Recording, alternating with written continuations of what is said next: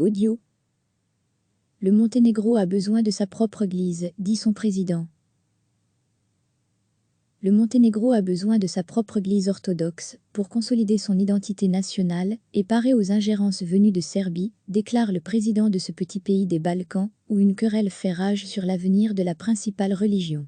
Dans un entretien récent avec l'AF, Milo Djukanovic, aux commandes depuis 3 décennies, évoque une loi controversée sur la liberté religieuse, qui jette régulièrement des dizaines de milliers de fidèles dans la rue à quelques mois des législatives.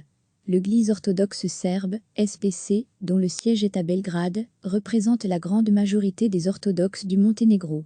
Mais ses relations avec Milo Djukanovic, artisan en 2006 de la séparation d'avec la Serbie à laquelle le Monténégro fut uni pendant près de 90 ans, se sont dégradées ces dernières années.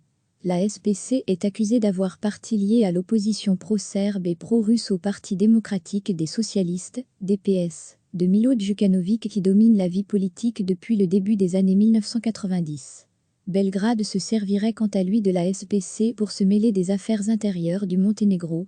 La SPC figure parmi les instruments importants utilisés par les idéologues du nationalisme de la plus grande Serbie plus contre le Monténégro, contre l'indépendance, contre son identité nationale, culturelle et religieuse, affirme le dirigeant monténégrin de 57 ans. La loi adoptée fin décembre prévoit de céder à l'État le contrôle des biens, dont les communautés religieuses ne peuvent prouver qu'ils leur appartenaient avant 1918. À cette date, le Monténégro avait perdu son indépendance pour être intégré au royaume des Serbes, Croates et Slovènes. Le texte pourrait concerner une bonne partie des 650 églises et monastères du Monténégro. La SPC accuse le gouvernement de vouloir la spolier et des manifestations et prières de masse ont lieu 2 fois par semaine pour réclamer son retrait. La SPC utilise une forme habile de manipulation pour leur faire croire que l'État va leur prendre leurs saintes reliques, lance le président monténégrin, soulignant que les églises se retrouvant dans le giron de l'État continueront d'accueillir les fidèles orthodoxes. C'est du chantage, poursuit-il. La SPC tente de se servir des croyants comme moyen de pression pour forcer l'État à renoncer à sa loi, c'est-à-dire le forcer à capituler. C'est absolument inacceptable. Pour lui, le Monténégro doit être doté de sa propre église, comme moyen de confirmer son identité nationale 14 ans après l'indépendance. Nous sommes mus par le besoin incontestable de parfaire les infrastructures spirituelles, sociales et de l'État, afin de renforcer la conscience des citoyens de leur propre identité, dit-il. Il faudrait une église orthodoxe autonome au Monténégro qui unirait tous les fidèles orthodoxes, ceux d'appartenance nationale serbe, comme ceux d'appartenance nationale monténégrine, dit le président d'un pays où un tiers des 620,000 habitants s'identifient comme serbes. Depuis 30 ans, une petite église orthodoxe du Monténégro, très minoritaire, tente une renaissance, mais elle n'est pas reconnue par le monde orthodoxe.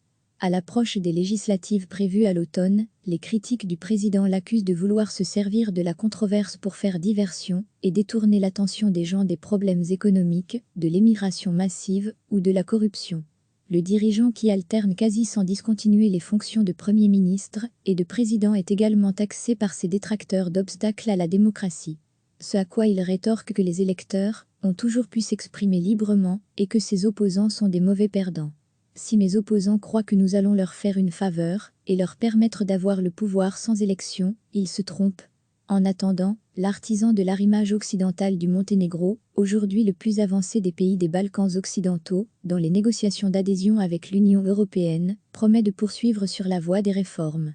Je pense que nous pouvons remplir nos obligations et annoncer que le Monténégro sera prêt pour l'adhésion en 2025 même, si les questions de date ne sont pas prioritaires, dit-il. La priorité, c'est de réussir à européaniser la société monténégrine.